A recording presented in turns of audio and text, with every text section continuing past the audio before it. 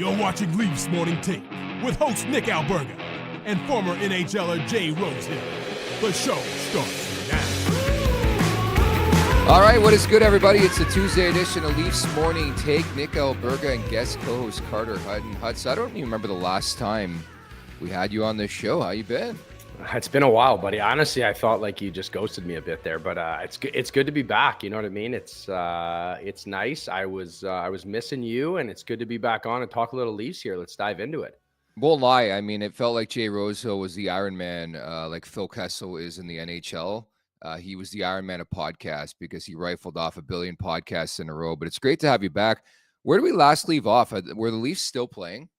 They were. I think when we talked last, it was during the playoffs. I don't know. I'd have to check my calendar, but that was the last time I was on. The Leafs were still in action because I believe the other day when he texted me if it was all good, and I said, "Hey, what the heck are we going to talk about?" And but it's Leafland. There's always something to talk about.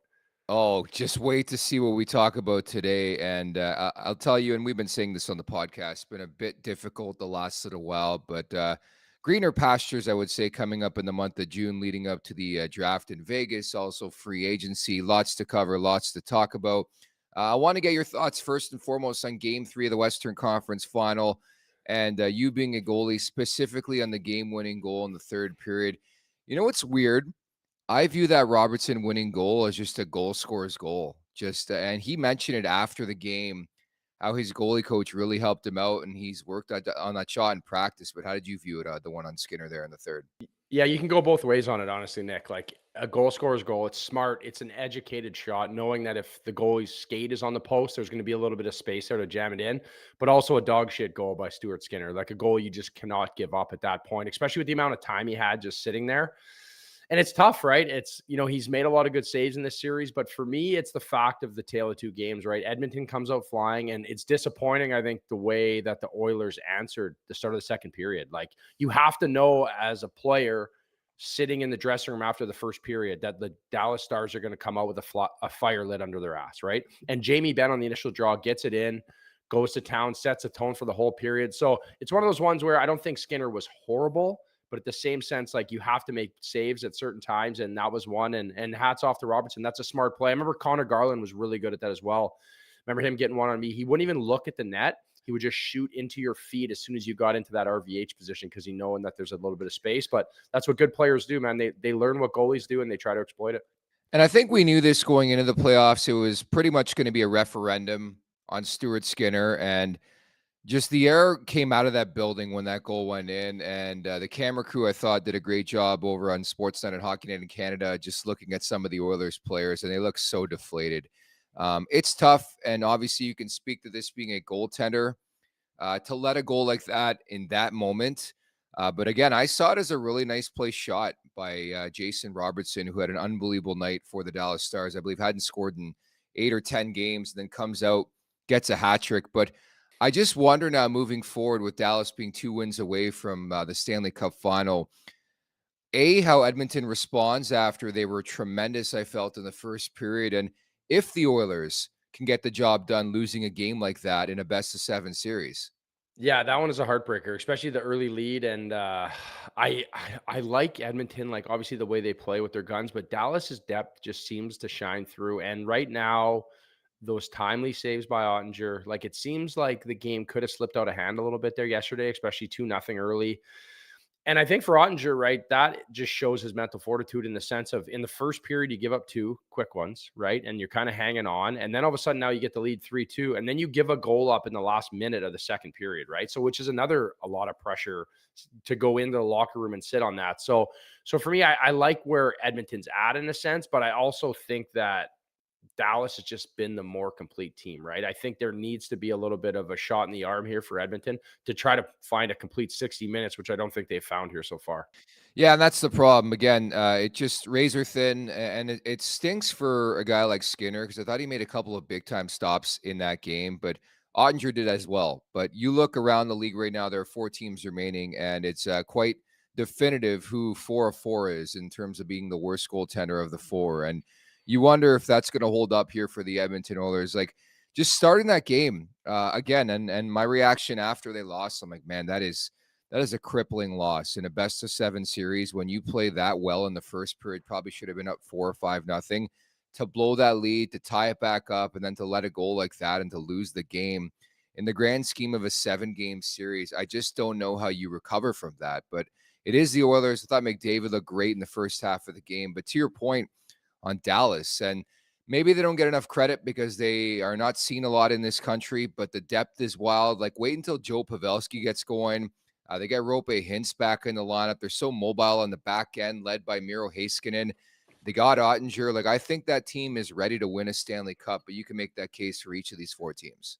Yeah, no, I agree. And it's one of those things, like, you look at Pavelski, he has 1 goal so far. Last year, he had 9 in the playoffs, right? So it just seems like a matter of time until he gets going. It's been Sagan, he's chipped in. Wyatt Johnson, obviously been a pleasant surprise as a younger player. And it seems like they're getting it from all angles, right? Jamie Benn, they have a bunch of leadership, right? So I feel like that is a game last night where leadership really takes over, right?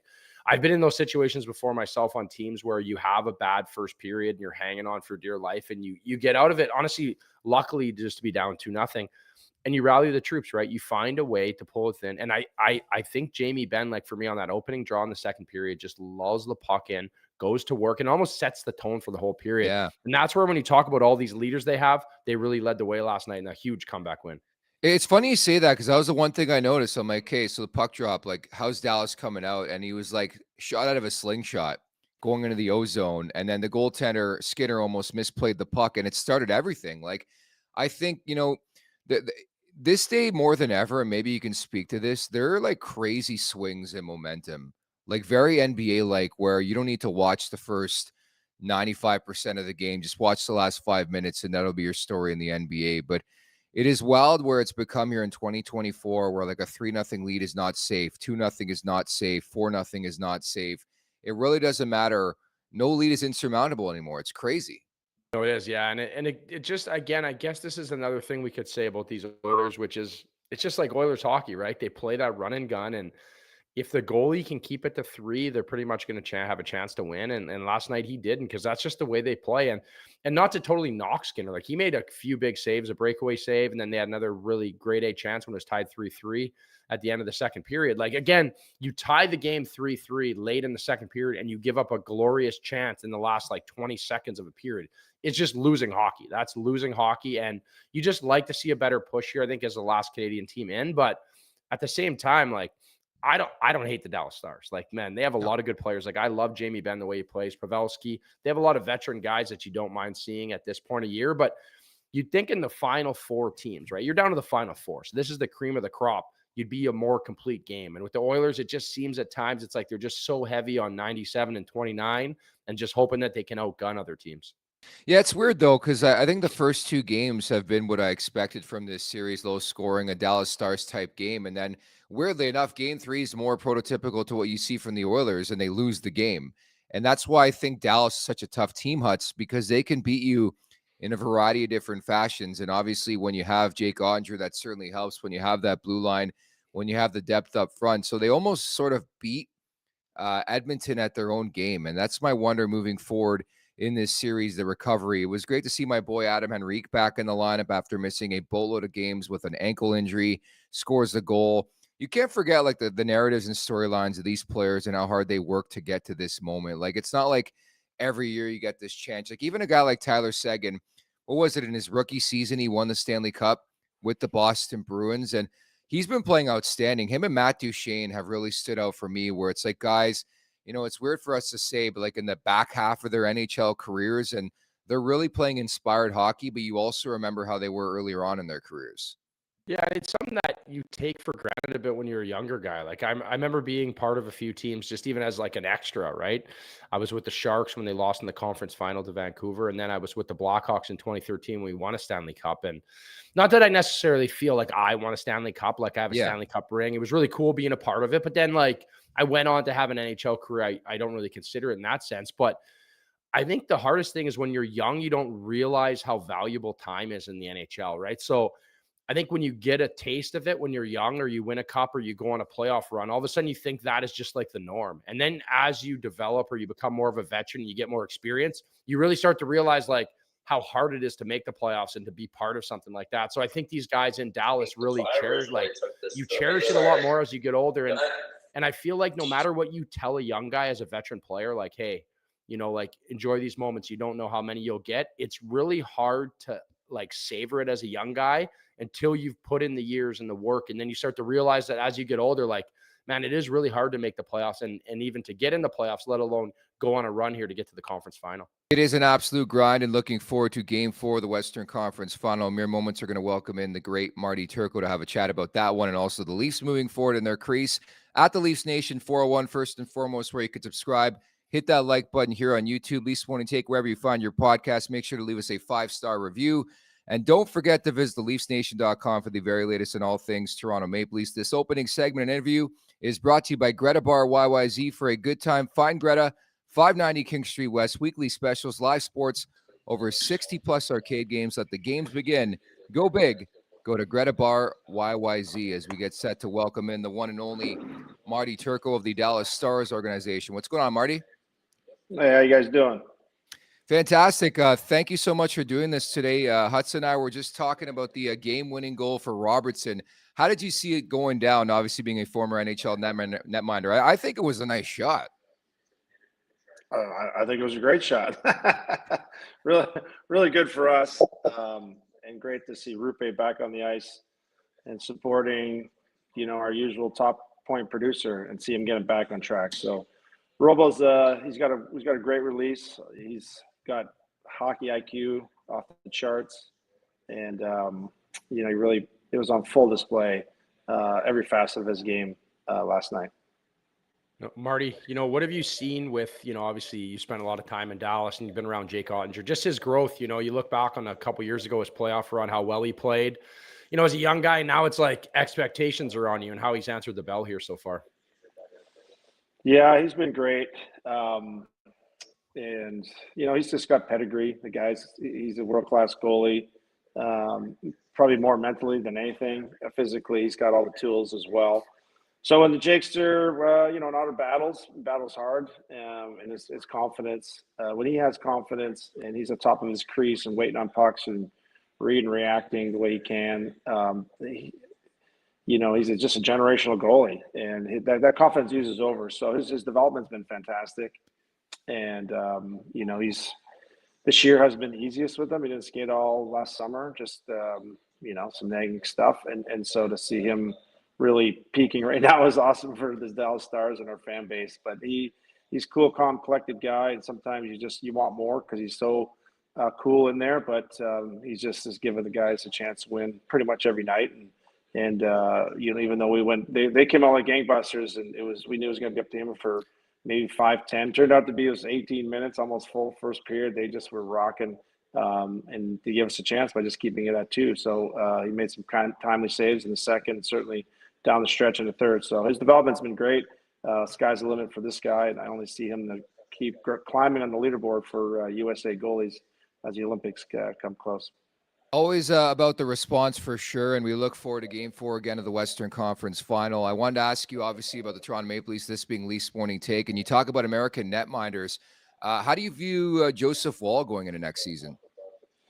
Well, I think this season proved a lot for him, from a confidence and that position. Maturity is a big part of it too, and getting into the vacuum funnel of Toronto doesn't seem to have bothered him, and some people thrive in it, and he just might be the kid to really take the reins. I know it's been been a tough go lately, just in terms of finding that one definitive number one goaltender. Probably Anderson was the last one, and in my opinion, just to really take it, stay healthy, do it, and that's kind of part of it too. Part of the job is just being healthy and giving your team a chance. And now this day and age, a little different than my era. You still need to, and I think he's a great, a 1A. But I'm just excited for him to have off season, get in the gym, work on anything he needs to do physically. That only just helps you just add confidence come to the training camp. But he's good. He's fun to watch too, from my perspective. Not that really matters, but to me it does. And so I enjoy when he was on the ice and playing really well for the guys. Yeah, and obviously that means something to me too, Marty. Obviously, I grew up watching you, and I love the way you play, the way you handle the puck, something I prided myself on as well when I played. But, with the health and I think maturity, it comes, right? You learn how to stay healthy and be effective and be available for your team. But, for the Leafs, who would be like another guy you see? Because Samsonov kind of time has run out here. What would be like that 1B option here, like a veteran guy or someone you think that could fit to help push Wall, but also be available, kind of a break in case of emergency there, just in case Wall get hurt again. Well, I mean, fortunately, there's a lot of good options out there, and I don't look any closer, than our guy right here, Scott Wedgwood. He's a Ontario guy, Toronto dude. He played probably 9 of the best games in a row this season for us when Otter was out in the middle of the season. And, like you said, it's tough to carry the mail these days. And it's just hard the way the game's played. But, there's a bunch of options. You look around, the goaltending's in a great spot. Maybe not an upper echelon for the Canadian level as we want to see, but, still probably 2/3 or something like that. Our goalies in the NHL are Canadian, and so just finding the right one that's a good mix. That's probably a good person, but most importantly, just battles in practice. And when I think of that, I just look at Wedgie. This guy pushes our guys to be better late in practices. He shows up every day, and when we need him to play, one every 6 days, or we need 10 in a row like we did this season. That's the kind of guy you find, and somebody that the guys love, trust, and don't have to worry about. Even though the goaltenders were a little finicky at times, but I think the coolness of the position is really attract a lot of great athletes, a lot of some big ones too, but also guys with just great demeanors. So I think Toronto's going to have a few options this summer to find that right pick. What? Oh yeah, no. For me, honestly, just the fact of like who they could find. I think a veteran guy and. I'm not sure. Like, do you think like Joseph Wall has that upside like Ottinger though to be a bona fide stud, like to be the guy? I know there's a lot of U.S. hockey, right? Yeah, yeah, I think he does. It just takes a while for the most goalies to to find their way and get to that age and the maturity level to be like, okay, I can carry the mail. I just think his game is suited for it.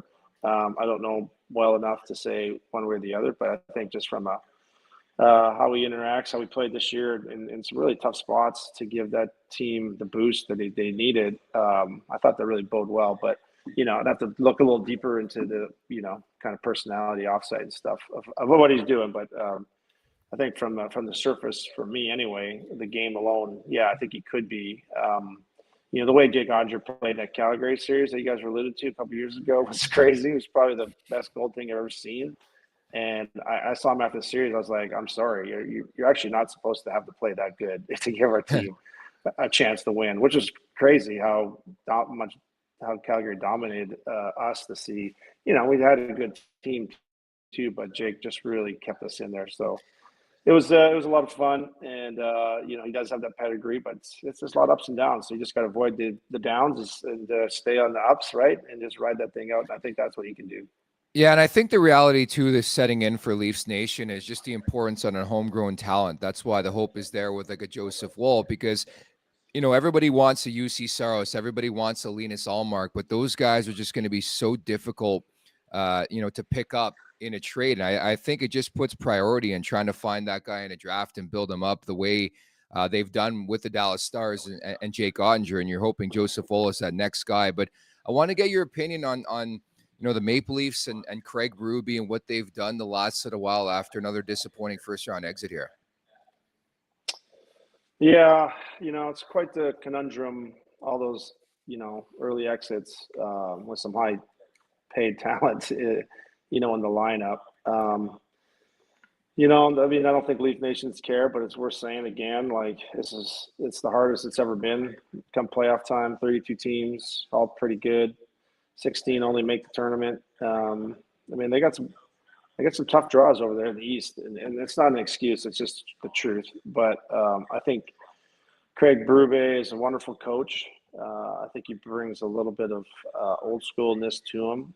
I think he'll be pretty direct with the players of the expectations, which I know, Sheldon probably was at times, but I think he just needs to be a little heavy-handed when it comes down to effort and execution. And, there's things I see in the playoffs that would just, I think of Ken Hitchcock and Dave Tippett. I'm like, they would lose their marbles, like lost matchups or just coasting, getting off the ice and just not being ready. And, simple little things. And then the game is at a high speed. I get it, but you got to take care of what you can, the little things that really matter. And that just gives you better players a way better chance of success. And so I really do think that Craig's a great guy, a great coach, played a sling, real tough way for a long time. And he's going to bring some of that, some of that moxie to the locker room, but also hold people accountable. I think that's been his MO. You watch the way the Blues played the last couple of years. They're tough to play against and maybe not the best talent in the world, but they brought it every night. And hopefully, I think for Leaf Nation, that's kind of what you'll see is that there's not going to be as many nights off with the Leafs. And so hopefully that's the way.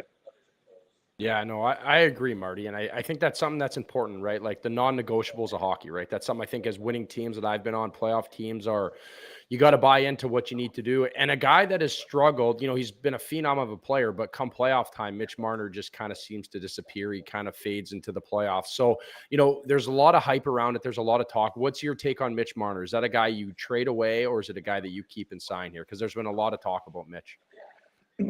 Yeah, I think if you could keep him, it would be fantastic. He's just too talented. He gets them in the playoffs every year. You need those points. You need the skill.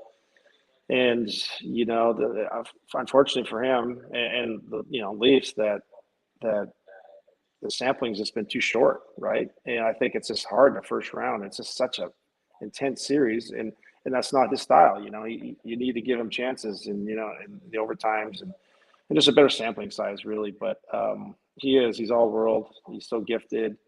Playoffs gets a little tougher. They lean on, the guys who don't play that as hard nosed. So it makes it harder on them. It's the same case for Robertson. But boom, look at, for our 10th win of the playoffs, he had a great game. And sometimes we have a really deep lineup, and that's kind of part of our success as stars. And so, at least a little bit more help on the back end where he just gets the matchups right and they go hard at him. And it's difficult. And so we get it. He's going to have to go buzz through that sometimes. But, there's not too many Mitch Marners laying around. It's kind of the way I look at it. Yeah, not to mention we're going to break down his coffee visit with Craig Berube here in Toronto for the next 5 shows. But I'd be remiss if I didn't ask you about the Kingsville Brewery Company. Tell us about that. Oh, great. Yeah, cousin and I started it. We're the pandemic and stuff kind of slowed our progress, but we're just put new leadership in place. We sell at the LCPO, beer stores, and we're ready to relaunch here in the fall come hockey season. So I'm really proud of the beers that the team makes. I grew up, drinking beer up in Sault Ste. Marie, and how to feel like this one. Kingsville, Ontario is where I used to go get my goalie equipment made with the legend. God rest his soul, Brian Heaton himself when I was in college and after that. And so there's a little nostalgia to it for me as well. And it's a beautiful part of the province down there tucked in the southwestern part and making beers for people to enjoy. Hockey's great, but hockey's better with beer. So have yourself a Kingsville. Wicked. Great promo. I'm going to get some. I'm going to check out Game 4 of the West Final, and I'll just say I'm not kissing ass. I like Dallas winning the Cup this year, man. So appreciate your time. Thanks for doing this today. All right, guys. Appreciate you. Stay safe. You as well. That is Marty Turco, former Dallas Stars netminder, among other squads, now still with the Stars organization. 2 wins away from advancing to the Stanley Cup Final, man. I just love the depth, and it's kind of cool that they have Jake Ottinger, man, just taking that next step. And to Marty's point, the fact that he is peaking at the perfect time in a season, Leafs fans hope, 5 to 7 years from now, or even a couple of years from now, it could be Joseph Woll, who's that guy like Jake Ottinger. Yeah, and I don't think he's far off, right? There's a lot of comparables there of what they've done. And even just like he said, like his demeanor, and he seems like he's built for this Toronto market, and he keeps proving it like all the time. I feel like every time we think something's wrong, he, backs it up. He comes out of the gate and plays very well, even the playoffs. It's just the injury bug, right? And it's something I think he needs to get over. And I don't know if it's just something reassessing the way that he trains in the summer or what he's doing, like, because it's tricky, right? 82 games is a long season. I felt like I always struggled with that too. It was I went from college to pro, and just the way that we trained, it wasn't really built for the NHL. So I ended up getting more goalie specific, and not that he doesn't have the resources, but sometimes less is more too, right? So I think he'll grow into it. And, I think the future is bright for Joseph Woll. So I guess Sheldon Keefe is doing his opening presser in New Jersey right now, and this is one of the first comments to come out via Tom Fitzgerald, the GM of the Devils. When the Toronto Maple Leafs lost, I immediately called GM Brad Treliving and asked to speak to Sheldon. That's not a shocker. I was saying on this podcast, even before the Leafs were eliminated, that the Devils were very, very interested in a Sheldon Keefe. But since we haven't spoken, are you at all stunned that Sheldon Keefe took another job? Very similar to Kyle Dubas. When Dubas was canned by the Maple Leafs, he said he was going to take some time off, and like 2 weeks later, he had a new job. Not totally surprised, right? Like, there's obviously a lot of value in Sheldon Keefe. And the fact of the matter is, like, he's a sought after coach, right? And he has a good record. He's done good things for the Toronto Maple Leafs, yet they didn't get to where they wanted to go, only making it to the second round in his tenure. But, he's won at the American League level, and he's been a very winning coach in the NHL. And I also think for these guys, like, it's kind of like your payday, right? Like, you got to kind of strike when the iron's hot too, right? So you have to get in while you can, right? And you don't want to like take a gap and then lose that job. And then who knows when the next one comes available. He's still a younger guy. I understand there's a lot of demands, right? And I feel like this is probably something that he takes a step away from. There's a bit of relief. You're done in Toronto. I'm sure you get sick of being under the microscope, but at the same time, you figure out what you need to do with your family and where you're at. And obviously he made his decision because I think he's a great coach, and it's going to be interesting to see what happens in Jersey with him. Yeah, lots happening today all of a sudden. Just seeing a post as well. This is a really, really cool story. It looks like Morgan Rielly is going to be a dad. The power couple of Canada, Tessa Virtue and Morgan Rielly of your Maple Leafs, have released photos. I guess they're on vacation, and there's a baby bump. That's kind of cool. Nice. That's awesome. That's exciting. That's going to be an athlete there. There's going to be some agencies calling right away with that gene pool.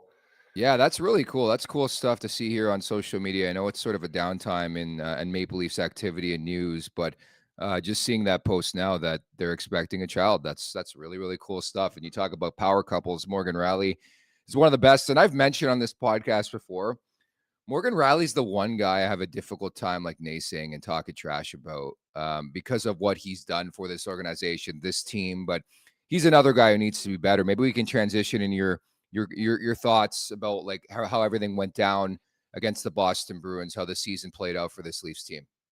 Honestly, I think Morgan Rielly takes a lot of heat, but he is a good defenseman. And you could go through so many different things. You can pick it apart, even like the last play of the year, the Pasternak goal. I heard the audio the other day about yelling at Sammy to poke it off because Pasternak had a hot mic on during the play. And I think he plays well. He carries his team. He plays a lot of minutes. He plays a lot of different situations. And I think Morgan Rielly is a guy who's been through wars, and he continually shows up. And I just don't understand the demand on him come playoff time. Like, it's hard to produce, right? You look at like, even like right now with the New York Rangers, Adam Fox, like 5 assists. Like it's tough to generate points in the playoffs, let alone like be an absolute difference maker. You try to chew up minutes, and I think they started to find it a bit there at times. Like, they look good. I think if Joseph Woll's totally healthy, maybe it's different. Not that Samsonov was like a huge, like, he wasn't horrible by any means in that game 7, but Joseph Woll just has a different demeanor. I think that helps this team. So I like moving forward, maybe him being the guy. And I think that's going to solidify stuff on the back end, where I think there was a lot of questions for guys at times,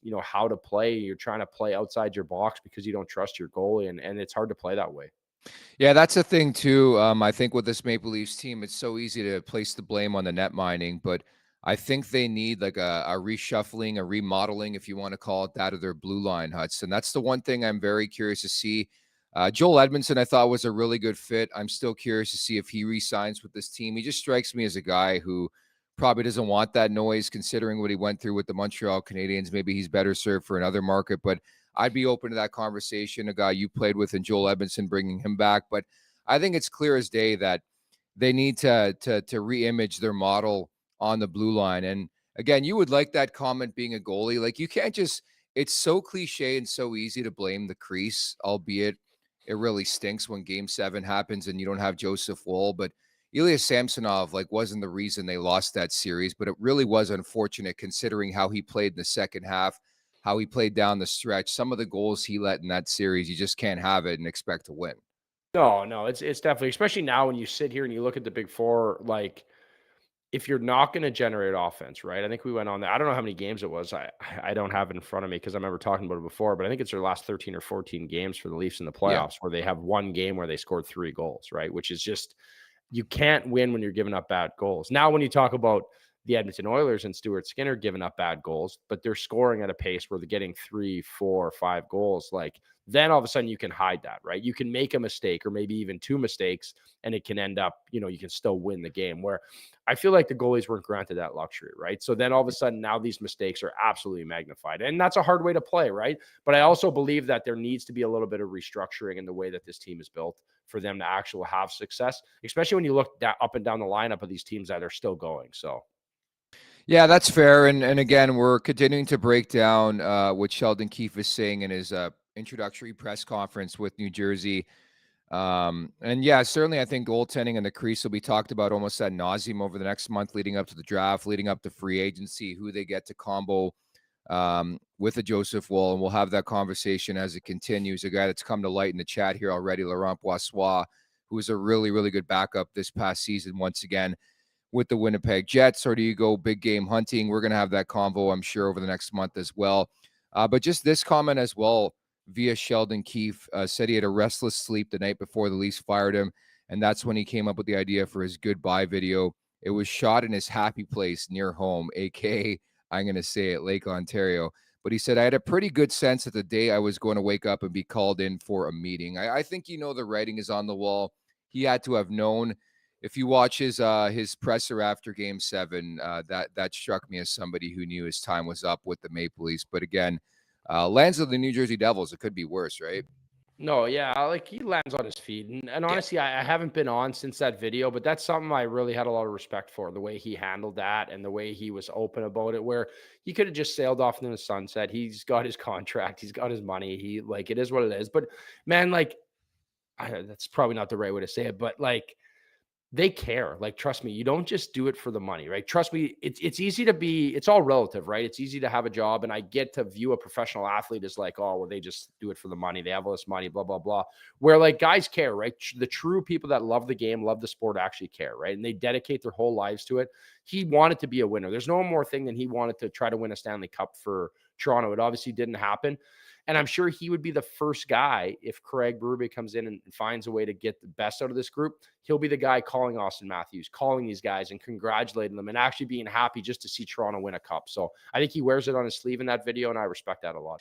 Yeah, I agree. I couldn't echo your sentiments more. I think that was my lasting takeaway from Sheldon Keefe getting fired, is how classy he was. He was so damn classy. And again, some straight shooters would be like, the hell with these guys. I know for a fact Sheldon Keefe will make a couple of public appearances in Toronto over the next couple of days stemming from this press conference. So again, the class to even do that. Some coaches would be like, nah, I don't want to talk there. I still think Randy Carlyle hasn't had a conversation in this market since he left. Ron Wilson, I think Carlisle's only interview was on this podcast a couple of weeks back. So I think it's important to bring that up, how hard this man fought for his job and how good of a job he did truly. I mean, at the end of the day, you can't fire an entire team. It's so easy to blame the head coach. I mean, why don't you start with the president or something like that? So ends up with New Jersey. Should mention as well, we have a request out for Sheldon Keefe over the next couple days. We'll see if the Devils can make it happen, but that would be kind of cool and something definitely I would bring up, because I think it was lost in the shuffle of all the hating for Sheldon Keefe. And at the end of the day, man, I'm sorry to say it, people just want answers. They want to blame somebody, and Keefe was the easy person to blame. I don't think he was devoid of ridicule, but certainly not the only person I'm pointing my finger at. We'll say that. Yeah, and that's the cross you bear, right? I think in the moment people can be heated, and I feel like that as a goalie, right? There was times where I would be crucified to no end, and you actually watch the film or the game, you're like, it's not as bad as you think, or it's usually not as good as you think in both cases. But for him, he wore it pretty well, and at the end of the day, he won a lot of hockey games here, right? Yes, he didn't get over the hump in the playoffs, but at some point, that is just the business that they were in, right? If you are an NHL coach, and we see it more than ever during this time of year, is you are going to get fired. There's no matter how good you are, or how many cups you win, or whatever you do, you're getting fired at some point. And Sheldon Keefe's time come, because people, you expect a better standard, and obviously they didn't get the results they wanted. They did not. It's time to really cover some heavy journalism as to why we do this podcast. This segment is brought to you by Wendy's, the home of fresh, never frozen Canadian beef. Whether you order a Baconator, Dave Single, or even a JBC, Wendy's only ever uses fresh Canadian beef that's never seen the inside of a freezer. Download the Wendy's app, check out the latest deals, and order today. And what I'm talking about is pictures have been going viral left and right, I think, since Craig Berube took over. But a photo surfaced yesterday on social media of what looked like Craig Berube, what looked like Mitch Marner having a coffee in Etobicoke. It sounds like this picture took place last week, but what should we make of this, Huts? You know, honestly, I think to make of it is the fact of the matter is like, I don't know. I got two takes on this. Like you're the head coach in Toronto and you're going out for coffee with Mitch Marner. Like you have to know that there's going to be eyes on you, right? That is just the cross you bear. And granted, I'm sure he didn't want to call him into the rink because the last thing Mitch wants to do is be at the rink right now. And you don't want to meet but at the same sense, like just give the guys privacy. Like just, you need to snap a shady photo. It's just the world we live in. Like you can go over and approach them and ask like for a photo. I'm sure they'll gladly take one with you. And I don't really think there's much to think on this, like in the sense of, I think Berube's just trying to get a climate of the culture and on his team and what's going on. And, you know, like every time I've ever played for a new coach, you either get a phone call or if you're in the city where he is, you go out for dinner and you get to know them. They want to know because they just get fed from management, right? Management feeds them. They're kind of like the middleman, right? The GM is like, this is their team. These are the guys. This is what I think guys are capable of. Then you need to build those relationships with your players and find out where they're at, what their temperature is. And I think that's all Chiefs doing. And, but yeah, man, it's living in Toronto. This is a perfect example of playing for the Toronto Maple Leafs. Everything you do could be a photo or exposed or, you know, it's a cross you bear. Well, that's exactly it. I didn't read too much into it. I think Craig Berube, quite frankly, is doing his job. This, believe it or not, happens everywhere around the league where you get hired in a new job, you want to meet your players.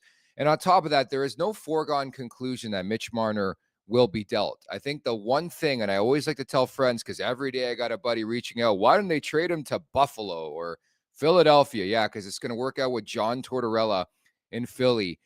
Mitch Marner has a full no movement clause. If he doesn't want to go anywhere, it is his right to play out the string, play out the contract, and play next season. And I think if you're Craig Berube, man, you got to cover all your bases. I mean, it's not like we're talking about David Kampf here. We're talking about Mitch Marner. He's a perennial all-star. Yeah, he's got his issues in the Stanley Cup playoffs, but in the regular season, he's essentially a 100-point player, and those are hard to find in this league. So I think it's more Berube just covering his bases and meeting with his guys. I know John Tavares said after the World Championships, as soon as he gets home, he's going to meet with Berube. So I'm sure he's pretty much meeting with everybody of substance on this roster right now. For sure. Like 100% he is. I remember when we fired Housley in Buffalo and Ralph Kruger took over. He took me, Zach Bogosian, and Kyle Okposo to dinner. Again, not even to like go over the team, just to like meet us and just to build a relationship, right? It's not like they're going over X's and O's and what's going on. I remember Ralph taking us for dinner and getting to know us. Like, what are our families like? What do we like to do? Where do we live? Where are we from? And I respect that. And Craig is that kind of player too. Like he's obviously, they're going to talk about hockey and it is what it is in that sense. But I don't think Craig Berube wants to rush to ship Mitch Marner off his team either, right? This is a world-class player, and I think Marty Turco had a great point earlier. You talk about Jason Robertson, like in the morning before yesterday's game, they're talking about, you know, him being in a slump and him not being able to get stuff done. And at the same sense, like, you know, where is he at now? Like you're sitting here today now where he just got a hat trick and he just was a difference maker. And Mitch Marner is that kind of player where he can change a game on a dime. So I think it's just him doing his due diligence and trying to build a team and seeing what he's got so far and where guys are at. I love how the picture was snapped where it's like arms folded for Craig Berube. And it's almost like, hey, let me tell you about Columbus, Mitch. You would love it there. But I think outside of that, I can't read that much into these two guys having coffee. Again, it just speaks to the market that A, this gets out there, and B, people are reacting the way they are. And there's not much to talk about at this point in time. And that's why I think we're breaking down a still image of Craig Berube and Mitch Marner having a cup of coffee. But again, this happens with every player. And I think it's important to, again, stress that doesn't mean Mitch Marner's going anywhere. It doesn't mean they're keeping him. We can even transition the conversation and how do you feel about disbanding the core four? Because I have a lot of family members who are not fans of the Maple Leafs asking me, is it really Mitch Marner? And my answer is just always different. But at the end of the day, you're not trading Matthews. Nylander's new contract kicks in next season. He's not going anywhere. JT's probably unmovable. He's got a full no trade. Rielly's got a full no trade. And then you have the guy with 1 year remaining on his deal, who I just think you can't re-sign at the money he wants for what he gives you in the Stanley Cup playoffs. And I see your point on on Jason Robertson. He's noticeable. He'll play physical. He'll get pucks to the net. Mitch Marner this year, and again, not to rag on him because we've done enough over the last month. He's pretty much David Kampf in the playoffs. He plays like a $3.5-4 million guy. And I know Kampf gets a bit less than that, but you guys see my point. You understand what I'm trying to say. And the track record, Huts, is long enough for me to suggest, you know what? If he goes somewhere else and he does it, good for him. I'd rather take the cap space right now if I'm the Maple Leafs. No, I think you have to. When you look at like other teams' back ends, that's the biggest issue for me is like getting like a number 1, number 2 shutdown defenseman or for his salary. Like, so, you know, it gives me the feel of if you give him that contract, right? If he's going to sign the big ticket, look what Pettersson just did for Vancouver Canucks during the playoffs, right? Yeah. I feel like that's a good example of a fact of like, he got his bag of money and was absolutely garbage in the playoffs, right? Like he was struggling. He was a mess out there during that whole playoff run. You don't think they're sitting there assessing that right now being like, man, did we just give him where maybe if that playoff performance would have happened pre-contract, Vancouver's sitting there going like, hey, maybe this guy isn't a playoff player. Maybe he's not there. And I don't want to say the Pettersson's, ship has sailed by any means, but also I feel like they have to assess this honestly with Mitch Marner, right? Is like, I know you need to play a certain way in the regular season to get points and get in, and his game adapts well, obviously, the regular season, but like, at the end of the day, who cares about the regular season anymore for the Toronto Maple Leafs? Yeah. Right? As long as you get enough points to get in the playoffs, you need guys that are going to get you over the hump. And he hasn't really proven that yet. And he's going to demand a lot of money when there's not a lot of money to give. So their hands are tied. For me, I think you're going to have to move him, but I don't know if you get pennies on the dollar at this point now, knowing everybody wants him out. I highly doubt that. And it's just more so about the clearance that the Marner camp would give. I think in a perfect world, you get a list of teams he would go to, but if I'm that team, why would I pay top dollar knowing the whole situation out of Toronto? I think a contract extension has to come with that, but I think it's going to be utter theater over the next month. And there's speculation that if it does happen, it would happen around July 1st. There's a bonus to be paid. Surprise, surprise. Some of the contracts this organization has signed in the last decade are just very, very intriguing. I'll say that. And for a lack of a better word, by the way, but I think you're right on Marner. I just think you need to make a seismic change. And, if you want to play musical chairs, there's just no chair for Mitch Marner. And I think a lot of people, not just the fan base, not the people covering it, a lot of people think it would be in the best interest of the team to move on from the player. Because you mentioned Pettersson. I think Nylander's the same conversation. He got the bag the second half. He wasn't great, but I was still reminded a couple times in the playoffs why they paid Nylander, and I can't say the same about Mitch Marner. There's still been way more moments of Nylander showing up in a playoff game or making an unbelievable play or scoring a big-time goal, and then you look at Marner, it's like the same old same. If he's not doing his like all-star game type stuff between the legs, what is he really providing for this team? I think there's a lot of empty points, and again, I don't want to throw that much shade. I think he's a great player. I think he's an all-star, all that comes with it. But it's a lot of empty calories. That's what I'm saying with Mitch Marner. Yeah, and I that's a fair assessment, right? Like we're not trying to I think both of us are on the same page when it comes to that. Like I'm not trying to say Mitch Marner isn't a good hockey player. Like he's an absolute stud. But sitting here watching the Toronto Maple Leafs, being a fan of the team, wanting them to get over the hump, I just don't think it's there. I can live with Nylander getting his money and having a bad second half because he answers the bell come playoff time when he was healthy, right? That's all you want at this point. Like I'd rather limp in the playoffs every year with guys having brutal seasons and getting the job done. I think Jake Ottinger is a similar guy.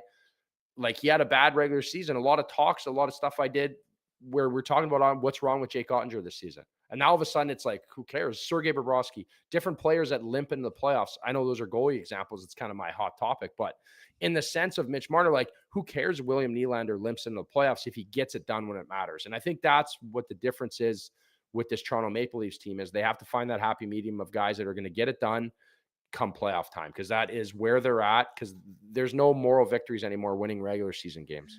Oh no, I'm just so tired of the same conversation every spring, and I think something needs to change. And if it's just Craig Berube and you come back with the same nucleus and core, I think you're just kidding yourself. And I would think that that's just not the right play. But again, easier said than done when all these contracts attached to these players have full no movement clauses. So what can they truly do? It's going to be up to the players involved. And I think you're hoping from the Marner perspective, he's like, you know what, I'm ready to move on. He understands the business of the game, and he makes it easier because I will say too, like the organization has coddled these guys since the beginning. It's not like they've treated them like shit. I'm being honest. Like they've caved to every demand, and now like it'll be very fascinating to see how this situation is handled. I mean, it's no secret. I think the Marner trade would make a lot of sense, but I wonder if it gets hairy, where it's like they make it nasty in the media to get this to flush this guy out of town. But I think it's important first and foremost to bring up they've treated these guys really, really well, not just Marner, but everybody. Yeah, and I think there's a fault to that too, right? Like I feel like you need to find a happy medium. Like so, me, I look Yeah. at like St. Louis. I was a year removed from.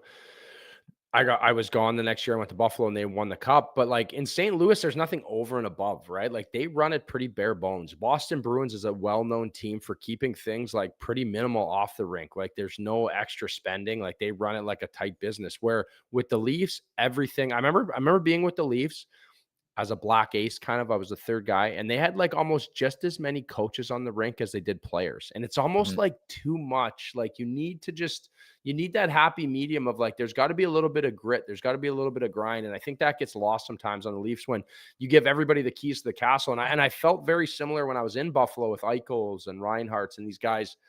When Pagula came in, he just spent everywhere. And these guys got everything. They were silver spooners immediately, where it needs to be earned. There needs to be like a process, a chain of command, where I think sometimes that gets lost, where giving these guys the keys to the city right away. But, it'll be interesting to see how this plays out because I don't really know what the right decision is. I think time's going to tell here with Mitch Marner. Accountability is the word you're looking for, and there was just this entitlement, I think, to a lot of guys in various organizations around the league, and that's why I think you're seeing a team like the Maple Leafs really struggle when it matters most in the Stanley Cup playoffs. And we're hoping Chief Craig Berube can come and bring a change to the culture of this organization. It's time for the last call, brought to you by Bet365. Open an account with Bet365 today and bet on a huge range of markets. So whatever the sport, whatever the moment, it's never ordinary at Bet365. So game 4 of the Eastern Conference Final from Sunrise. Is it a must-win for the Panthers? The Rangers up 2-1 in the series. I think it's a must win, especially after playing as well as they have in the last two games and not getting a result. Igor's been very good, very timely. So even last game, right? He gives up 4, but after that, it's like he's not giving up anything else, right? And he was a difference maker. So I like the Panthers tonight. I think that they're on the right track. There hasn't been that panic button with Paul Maurice. I love the way he addresses the media, not really starting a problem, but I'm sure behind closed doors with his team, it's time to start pushing the gas a little more here and getting over the hump here. Because if they go down 3-1, it's going to be really, really tough, I think, to win 3 games straight against Shesterkin. Yeah, and I think the number is according, and people are feeling that way too, where I'm almost inclined to bet on the New York Rangers just because of the number coming in at plus 140 on the money line, Florida at minus 160. So it's a firm indication of where people are headed. Any bets in particular you like? We saw the over hit the last 2 games, one in the Western Conference Final, obviously one in the Eastern Conference Final, a wacky and crazy game 3 on Sunday afternoon. Any bets specifically you're looking at in this game? I know guys on the Rangers have been really quiet, like Panarin and Kreider. That's kind of where I was going with that. I think I would like to look at one of those guys to step out. Zibanejad, Yeah. Panarin, even Fox only has 5 assists. Kreider's been quiet. So it just goes to show you the depth, right? Like I think we touch on that all the time in the playoffs. So look for maybe Panarin to get on the board tonight here. And that, because that power plays kind of seems non-existent a bit. I look for them to get going. Looking forward to it, Huts. Excellent job as per usual, and I believe we'll be back together in a couple weeks' time. And it's going to be a crazy, chaotic, wild off season. Like I don't think we're just going to be talking about photos for the majority of it, thankfully. No, I think silly season is here, as Steve Koulias would tell me last night. So I think it's going to be crazy, and there's a lot of moving parts going on, and the goalie market is going to be crazy, and I think it's going to be awesome, Nick. The coaching carousel too. I think San Jose and Seattle's about to name Dan Bylsma. So I think San Jose is like the last remaining team, and it sounds like it could be Marco Sturm for that job. So the carousel continues. I think from the Maple Leafs perspective, we want to see what's going to happen with the coaching staff. Manny Malhotra ends up with Abbotsford of the AHL. I think they had like 4 assistants last year, so I'm curious what they look like under Craig Berube. Should mention as well, coming up tomorrow, David Perron, who is a free agent to be, will join the show. We'll get his thoughts. He's already been linked to the Toronto Maple Leafs. So we'll ask somebody from Quebec if they want to be a Toronto Maple Leaf. But Huts, we'll talk soon, buddy. Okay, thanks for having me on as always, buddy.